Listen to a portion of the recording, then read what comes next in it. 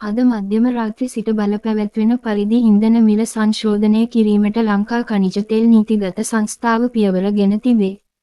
ඒ අනුව ලංකා සුදු ඩීසල් ලීටරයක මිල රුපියල් 15කින් ඉහළ නැංවෙන අතර එහි නව මිල රුපියල් 289කි.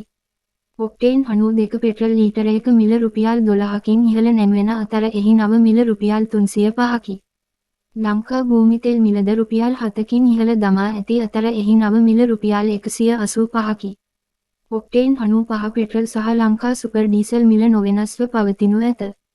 මෙම මිල ගණන්වලට සමගාමීව ඉන්දියන් ඔයිල් සමාගම සහ සයිනොපෙක් සමාගමද ඉන්ධන මිල ගණන් සංශෝධනය කිරීමට පියවර ගෙන තිබේ. මධ්‍යම රාත්‍රියේ සිට ක්‍රියාත්මක වන පරිදි ඉන්ධන මිල සංශෝධනයට ගනු ලැබූ තීරණයත් සමග ඊයේ රාත්‍රී කාලයේ දිවයිනේ ඇතැම් ප්‍රදේශවල ඉන්ධන පිරවුම්හල් අසල දිගු පෝලිම් දක්නට ලැබුණු බව වාර්තාකරුවන් සඳහන් කළේය.